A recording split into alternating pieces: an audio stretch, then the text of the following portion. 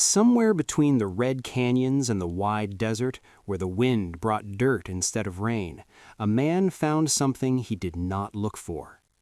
Caleb Stone walked to his water well that afternoon and saw her fallen against the wooden fence. A young woman, taller than any he had seen, her dark hair messy with dirt and blood. She wore animal skin and beads that showed she was an Apache woman. Her lips were dry and white. When he gave her the cup of water, she looked at him with eyes that held more doubt than thanks. But she drank. 3 times she drank, and when she was done, she stood tall and quiet and stared at him as if trying to remember his face. Then she turned and walked into the sandhills without saying a single word. Caleb watched her go away into the heat, thinking that was the end of it. He was wrong. Caleb Stone had lived on this land long enough to know when something was about to go bad. The ranch sat in a shallow valley where the grass grew thin, and the nearest neighbor was a 2-day ride south in the town of Dry Creek. He had chosen to be alone. No questions, no trouble, just cows, a few horses, and the kind of quiet that let a man forget what he had left. He wasn't running from anything special, just the noise of people who thought they knew better than they did. That evening, after the Apache girl had gone into the sandhills, Caleb did his work the same as always. He fed the horses, checked the fence where the wood was starting to rot, fixed a gate part that had been squeaking for weeks. But his mind kept going back to her, the way she had looked at him, not scared, not thankful, just aware, like she had been judging him and decided something he did not know. He told himself it did not matter. People pass through this area all the time. Explorers, wanderers, Apache people going to or from trade spots further west. She had gotten lost, gotten hurt, and now she was gone. That was that. But that night, lying on the small bed in his cabin, Caleb could not shake off the feeling that the air had changed. The horses were uneasy. He could hear them moving in the pen, their feet scraping dirt. Once the brown horse let out a sharp cry that cut through the dark. Caleb sat up listening. Nothing followed, just the wind pushing against the walls and the far-off call of something hunting in the sandhills. He lay back down, staring at the rough wooden roof. Tomorrow he would ride out to the north field and check on the herd. Tomorrow everything would go back to normal. He was still telling himself that when the sun came up. Caleb stepped outside at daybreak, pulling his straps over his shoulders and closing his eyes a bit against the bright light. The sky was clear, light blue fading into white at the edges. The valley stretched in front of him, thin grass and rock shapes covering the land. And then he saw them. At first he thought his eyes were playing tricks, shadows on the ridge line, but shadows did not move like that. Shadows did not sit on horseback, perfectly still, watching. He counted 10, then 20, then stopped counting. They were on the hill to the north, the side of the hill to the east, the slope that ran down to the Dry Creek bit on the west. Everywhere he looked, there were more Apache fighters on horseback, spears and guns easy to see even from this distance. They were not moving closer, they were not making noise, they were just there, all around his ranch like a tight rope. Caleb's hand moved without thinking toward the gun leaning against the doorframe, but he stopped. What good would one gun do against an army? He stepped into the yard, boots crunching on the hard dirt. The horses in the pen were pressed against the far fence, heads high, noses wide open. They could smell it too. Danger. Caleb looked at the hilltop again, trying to figure out what he was seeing. This was not a quick attack. Attackers move fast, hit hard, and go away. This was something else. This was planned. This was a message. But what message? His throat got tight. He thought about the girl, the water, the way she had looked at him before she left. And then, as if the thought called her, movement caught his eye. One rider left the group on the northern hill and began moving down the slope. Slow, calm, the horse picked its way down the rocky path with the kind of skill that came from a rider who had been born on a horse. Caleb did not move, did not reach for the gun, did not run. He just stood there in the middle of his yard, watching the rider come closer, wondering if this was the day he would finally run out of good luck. The rider stopped 50 feet away. A man older, his face lined with years of sun and wind and something harder, power. He wore no war paint, but he did not need it. Command came from him like heat from a stone. Behind him, more riders showed up, dozens of them on the sides, watching. Caleb swallowed hard. The silence went on thick and heavy. And then the old fighter raised one hand.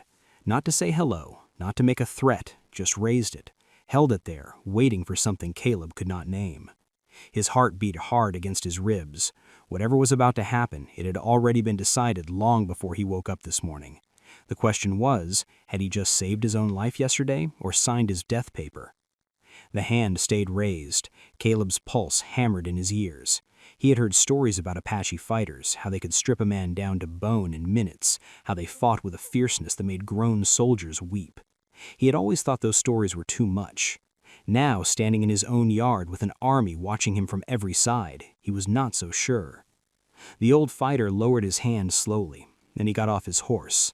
His movements were careful, almost like a ceremony. He walked forward 10 steps and stopped, waiting. Caleb made himself breathe. This was a test. It had to be.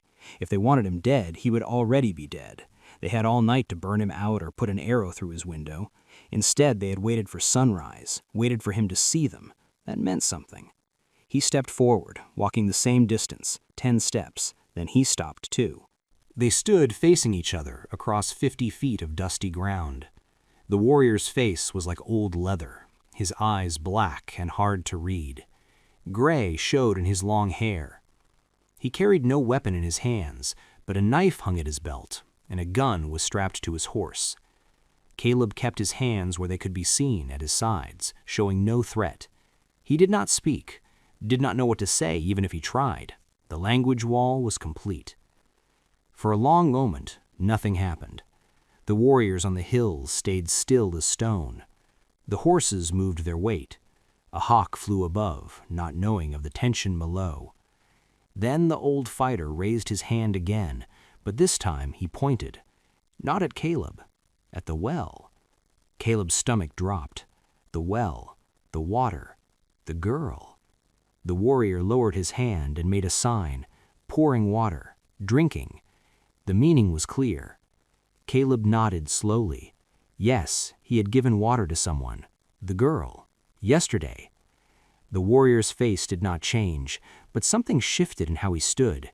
He turned his head a bit and called out something in his own language. Sharp, strong movement went through the warriors. They made a space on the eastern hill, making a gap, and through that gap, one rider appeared. Caleb's breath stopped. It was her, the girl from yesterday, but she looked different now. Her hair was braided and decorated with beads. She wore clean animal skin and a necklace of blue and silver. She sat straight on a painted horse, and even from this distance, her height was amazing. She had to be close to 6 feet tall, maybe more. No wonder the title said giant. She stood out even among the warriors. She rode down the slope with the same calm grace as the old warrior. When she reached the valley floor, she did not stop far away like he had. She rode straight to him, stopped 10 feet away, close enough that Caleb could see her face clearly. She looked at him with the same judging look as before. Then she spoke. Her English was slow, but clear. You give water. It was not a question. It was a statement, a way of saying thanks. Caleb nodded. Yes. She looked at the old warrior, then back at Caleb. You not know who? Again, not a question. Caleb shook his head. No, you were hurt, needed help. Something quick showed in her eyes. Surprise, maybe, or respect. She turned to the old warrior and spoke fast in his language. He listened without feeling, then answered with one word. The girl turned back to Caleb. My father say you brave, or fool. Caleb's throat went dry. Father. The old warrior was her father, which meant he was the head man, which meant this girl was not just any Apache. She was the daughter of the man who led 300 warriors. I didn't know, Caleb said quietly. That why you live, she replied. Her tone was flat, just stating facts. Man who know he try get paid. You give water because thirsty person need water. That different. The old warrior spoke again, longer this time. The girl listened, then put it into English. My father say I do test. Walk alone 3 days. No food, no water. Prove strong, prove ready. She stopped. I fall, hit head, lose path. Your water save life. Caleb felt the weight of 300 pairs of eyes on him. I'm glad you're all right.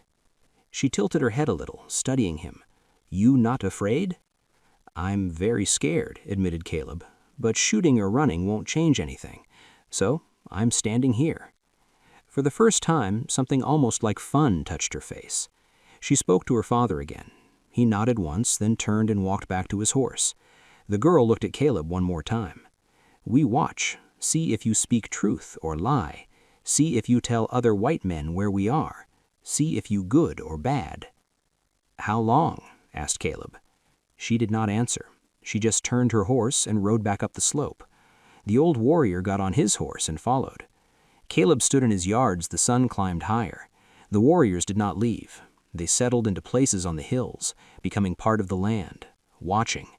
He was a prisoner in his own home, and he had no idea how long the time would last. 3 days passed. The warriors stayed on the hills like statues made of stone. They changed places, but never left. Smoke from their fires went up into the sky each evening. Caleb tried to do his work, but everything felt wrong. He fed the horses under watchful eyes. He fixed fence posts, knowing every move was being watched.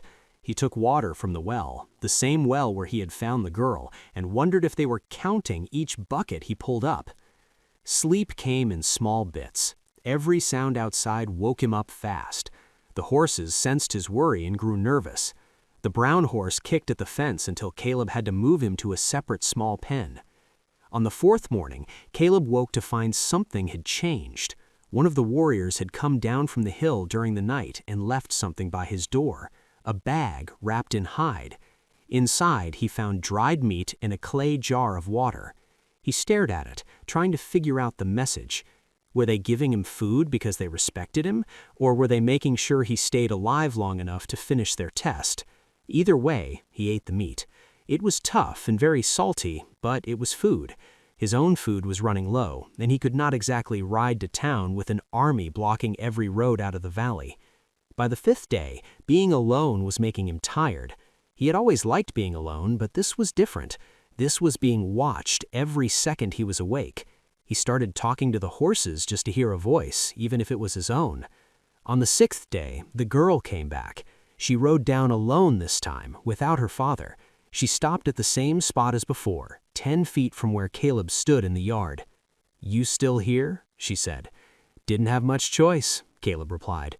She got off her horse and walked closer. Up close, her height was even more amazing. She stood almost as tall as him, and Caleb was not a small man. Her eyes were sharp, smart. She studied him like she was reading a map. "You could run," she said. "At night, take horse, try and get killed before I made it a mile," Caleb said. "No thanks." "You smart," she said. It sounded like a good word, but her tone was simple. "Most white men run, get caught, get killed. You stay, wait." "What else can I do?" She did not answer right away. Instead, she walked to the well and looked down into it. "Deep," she said. "Deep enough," Caleb agreed. "Doesn't run dry even in summer." "That why you live here?" "Good water? That's one reason." She turned back to him. "My people need water too. This land used to be ours. Now white men build fences, dig wells, take what was free." Caleb felt the weight of that statement. He had bought this land by the law written by men who had never asked the Apache if they agreed. "I don't want trouble," he said carefully. "Trouble already here," she replied. "Question is what you do with it." Before Caleb could answer, a sound cut through the morning air. A gunshot, far away but easy to hear. Then another, then a third. The girl's head snapped toward the eastern hill. The warriors were moving, changing places. More shots echoed across the valley, coming from somewhere beyond the sand hills. The girl spoke fast in her language, calling out to the nearest warriors. One of them shouted back. Her face got hard. She turned to Caleb. White men coming, many with guns. Caleb's blood went cold. "How many?" 20, maybe more. They hunt." She looked at him, and for the first time he saw something other than simple quiet in her eyes. It might have been thinking, or it might have been blame. "They hunt us."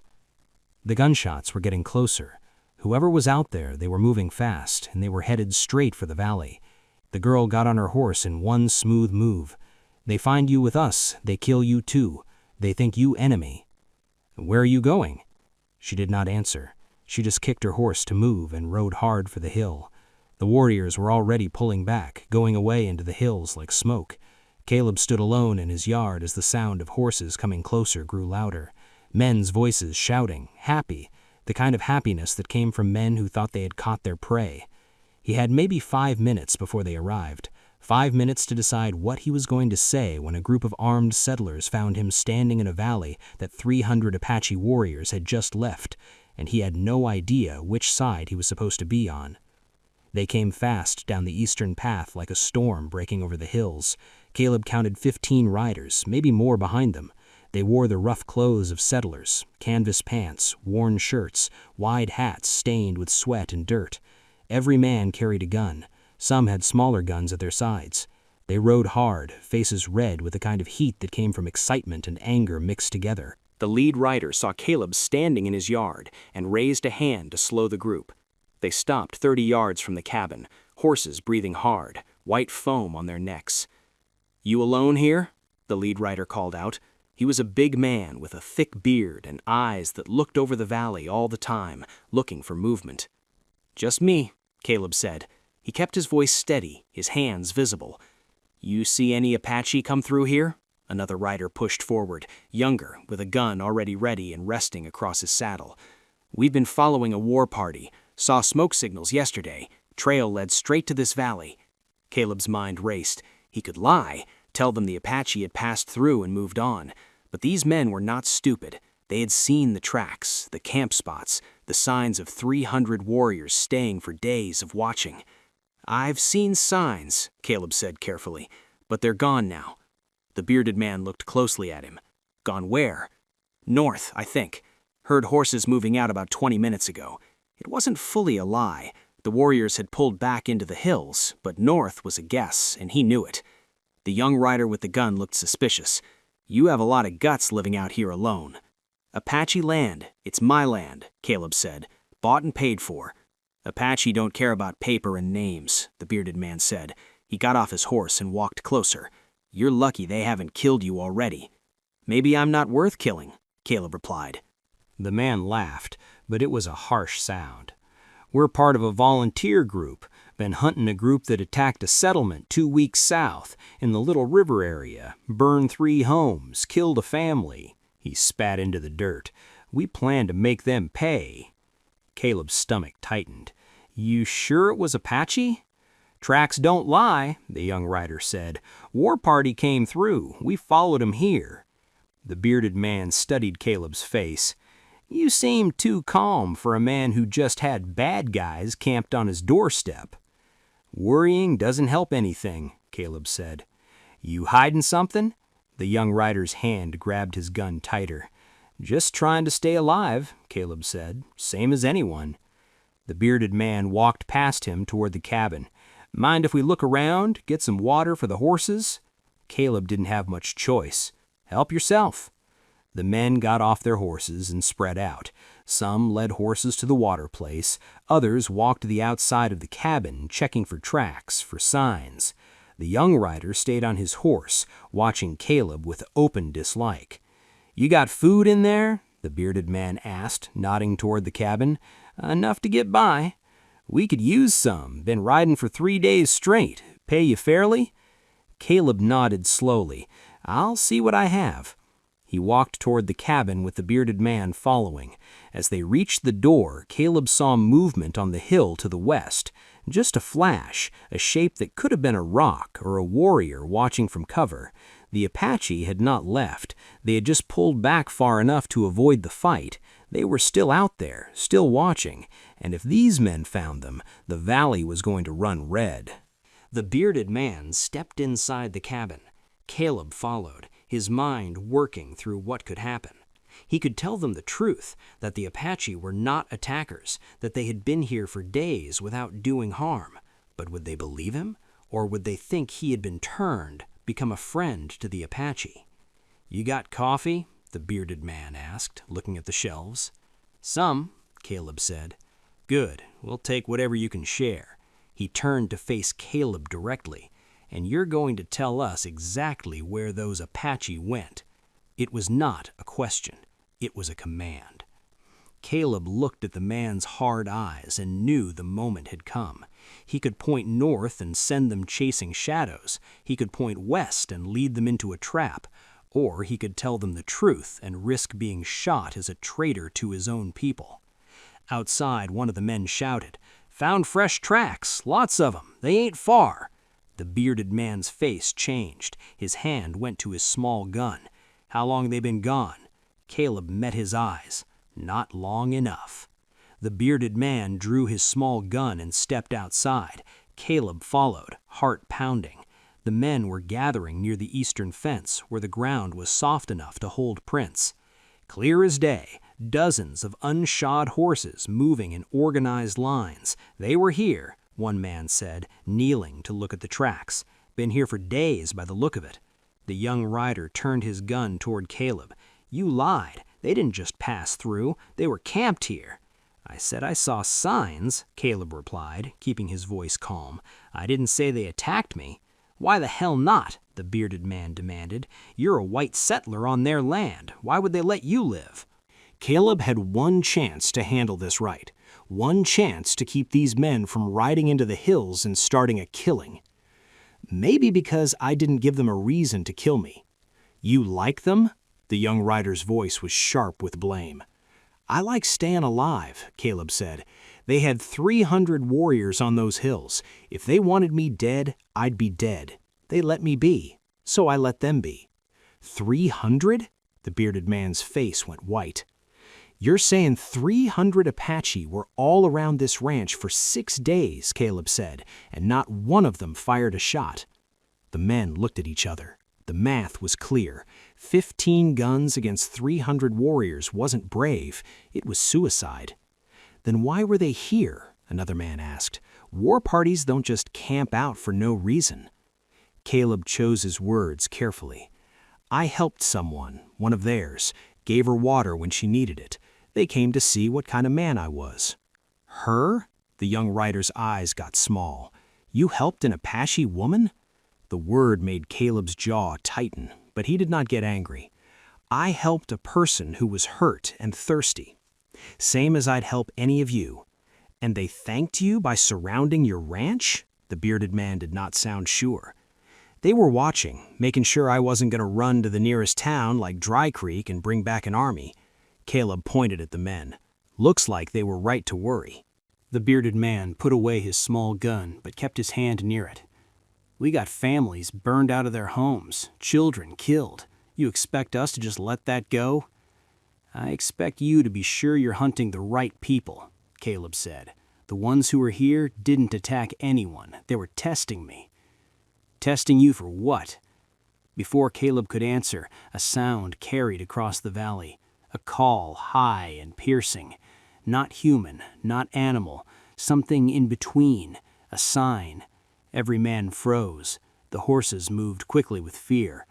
The call came again, bouncing off the canyon walls, and this time it was answered. From the north hill, then the south, then the west, the valley filled with sound, surrounding them. "They're still here," the young rider whispered. His gun shook in his hands. The bearded man looked at the hills. Nothing visible, just rock and scrub and shadow, but the calls kept coming, closer now and tightening like a rope. "Get on your horses," he ordered. "We're leaving now." "We came here to fight," one man argued. "We came here to fight attackers, not 300 warriors on their own ground." The bearded man swung onto his horse. "Move!" The men ran to get on their horses. The young rider kept his gun pointed at the hills, backing towards his horse. In seconds, they were all on their horses, horses moving with fear. The bearded man looked down at Caleb. "You're a fool if you stay here." "Maybe, but it's still my home." "Won't be a home when they burn it." The man kicked his horse to move. "Let's go." They rode out fast, heading south the way they had come. The loud sound of hooves faded quickly, swallowed by the desert wind. Caleb stood alone in his yard.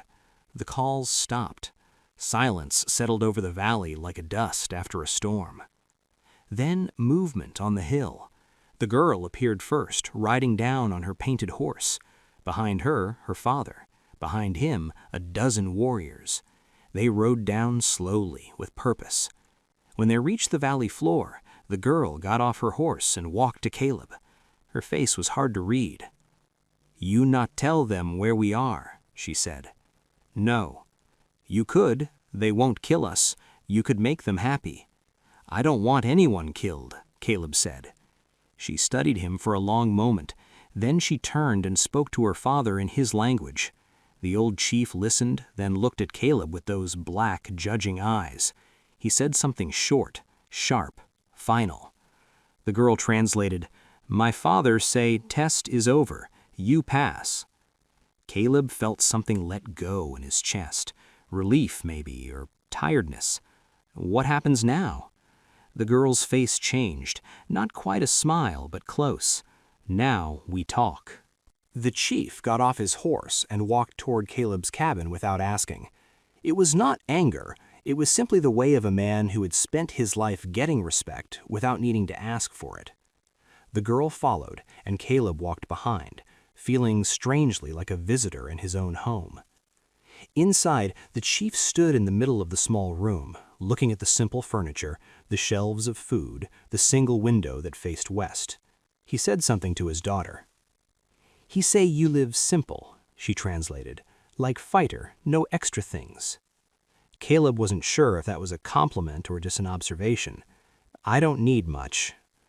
The chief pulled out a chair from the table and sat. He made a sign for Caleb to do the same. The girl stayed standing, placed where she could see both men and the door. "My name," she said, telling him properly for the first time.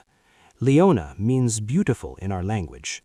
White men make fun because I am tall, but my father say I am beautiful like mountain, strong, tall, cannot be moved." "It's a good name," Caleb said. He looked at the chief. "And your father?" "His name not for you to say," Leona replied. Her tone was not angry, just stating fact. "He is chief. That is enough." The chief spoke, his voice low and calm. Leona translated in parts, letting him finish his thoughts before putting them into English. "You give water to me when I fall. You not ask for payment. You not ask for a favor. You not try to touch me or keep me. You give what I need and let me go." She stopped as her father continued. "This not normal for white men. They take, they demand, they hurt. But you just give." Caleb got the chief's eyes. "She needed help, that's all." "My father say his test was hard test. 6 days watching, 6 days waiting to see if you run to town, if you tell soldiers where we camp, if you sell information for gold or safety." Leona's voice was steady, calm. "You do none of these things. Men come with guns looking for us. You could tell them, make them happy, make them think you are good white man who helps kill Apache." "I don't want to kill anyone," Caleb said. "But you also not want die," the chief said in English. The single word carried weight. Then he continued in his language, and Leona translated. "Most men would not. Most men see Apache girl and think danger, think problem, think chance to gain. You see thirsty person. That is difference." The chief reached into a leather bag at his belt and pulled out something wrapped in cloth. He set it on the table and unwrapped it slowly. Inside was a necklace. Detailed beadwork on leather with a special pattern. Blue and white beads arranged in a specific design. "This mark of protection," Leona explained. "You wear this. My people know you are friend. They will not harm you. They will not take from you. You are under protection of our tribe." Caleb stared at the necklace. "I don't understand. Why?" "Because you show honor when you not have to," Leona said. "Because you risk your life to not give us away. Because my father see in you something rare. White man who understand that land belongs to all, that water is for thirsty, that human being is human being." The chief spoke again, longer this time, stressing certain words. Leona listened carefully before translating. "My father say this land once all Apache land, water flow free, game run free. Then white men come with paper that say they own what cannot be owned. They put up fences, they dig wells. They say this is mine, that is yours. You cannot pass here." She stopped. "But you are different. You have fence, yes. You have well, yes. But when person need water, you give. You do not ask if person is Apache or white, if person is Christian or not. You just give water to thirsty person." "Anyone would do the same," Caleb said. "No," the chief said in English. The single word carried weight. Then he continued in his language, and Leona translated. "Most men would not. Most men see Apache girl and think danger, think problem, think chance. You see thirsty person, that is difference." The chief stood and pushed the necklace across the table toward Caleb. "You take, you wear, you are protected." Caleb picked up the necklace. The beadwork was detailed, beautiful. The leather was soft and well done. "What does this mean for me? For my ranch?" Leona and her father looked at each other. Then she spoke without waiting for translation. "It mean you can live in peace. My people will not trouble you. We will watch over your land when you are gone. If other Apache come through, we tell them you are friend." She paused. "But there is more." Caleb waited. "Those white men will come back," she said. "Maybe not today, maybe not tomorrow, but they will come. They want to fight Apache. They want payback for things they think we do." Her face got hard. "If you wear this, if they see it, they will think you are traitor. They will not understand. They will want hurt you too." The chief spoke one final time, short, strong. "My father say, choose carefully. Protection from us mean danger from them. You cannot have both." Caleb held the necklace in his hands, feeling the weight of the choice. It was not just a piece of beadwork. It was a statement, a line drawn in the dirt that he would have to stand on one side of or the other. He thought about the men who had just left, the bearded man's hard eyes, the young rider's doubt.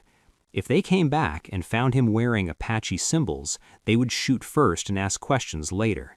He would be called a turncoat, a traitor to his own people. But what did that mean, really, his own people? White settlers who had taken land by force and called it legal? Men who hunted human beings like animals and called it justice? Were those his people just because they had the same skin color? He looked at Leona. She stood tall and straight, waiting for his answer with the patience of someone who had already accepted whatever choice he made. She had been dying of thirst, and he had given her water. That simple, that human. And now 300 warriors would leave him in peace because of it. Or he could refuse the necklace, keep his distance, try to stay neutral in a land where being neutral was becoming impossible, live alone, trust no one, and hope both sides left him alone. That had been his plan when he came here, being alone, peace through distance. But the world had found him anyway, forced him to choose. Caleb put the necklace over his head. The beadwork settled against his chest, cool against his skin. "I choose to live with honor, same as I've been trying to do all along." The chief's face did not change, but something shifted in his posture. Respect, maybe, or knowing. He stood and put one hand briefly on Caleb's shoulder, a sign that needed no translation. Leona spoke to her father in his language. He nodded and replied. She turned back to Caleb. "My father say you are brave or stupid, maybe both." This time she almost smiled. "He also say stupid brave men sometimes become famous stories." "I'm not looking to be a famous story," Caleb said. "I just want to live in peace." "Peace take more guts than war," Leona said. "Anybody can fight. Take special person to choose not fight when everyone else want blood." The chief moved toward the door. Leona followed but stopped at the doorway. "You have questions?" she asked. "A lot of them," Caleb admitted, "but I guess they can wait." "Ask one," she said, "while my father is here, while words still mean something, before world get hard again." Caleb thought for a moment. "That test you were doing, the 3 days alone with no food or water, did you pass?" Leona's face was hard to read. "I survive, that is pass, but not the way I plan. I fall." "And now?" Caleb asked. Leona looked past him, through the small cabin window to the dry hills. Her eyes were far away. "Now I pass the test of the mountain. Next, I pass the test of the people." "What is that?" "My father is old," Leona said simply. Soon he will not lead. The tribe must follow someone strong, someone smart, someone who is honest and who can see the world not just from the mountain, but from the valley. She looked back at Caleb. I showed them I could survive the land. Now I must show them I can survive the white man. And what happens if you fail? If I fail, my brothers fight for the place, Leona said simply, and the tribe breaks apart, and the white men kill us all, slowly, one piece of land at a time. The chief spoke from the doorway. Leona listened and nodded. My father says you have to come with us now. Caleb's heart sank. Come with you where? To the main camp, Leona said. You have necklace. You are protected, but you cannot stay here.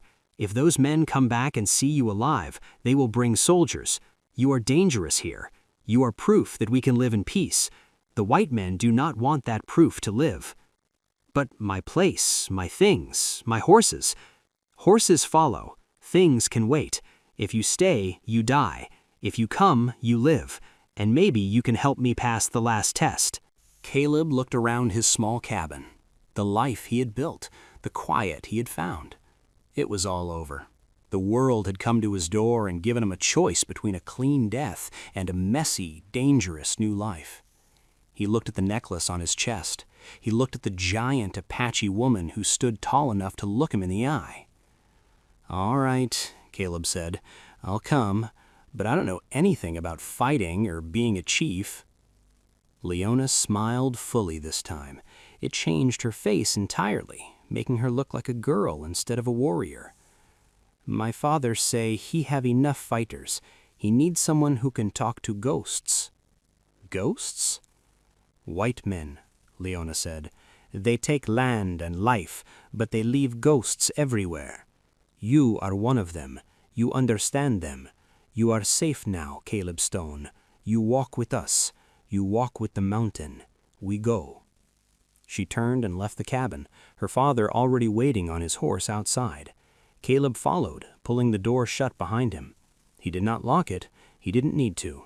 He led the brown horse out of the pen and walked with the Apache warriors toward the sandhills, leaving his ranch and his old life behind for a future that was as wide and as dangerous as the wide desert itself. That was enough. If you enjoyed this story, click the video on your screen now to watch another unforgettable tale from the frontier, where courage and choices shape destinies in unexpected ways.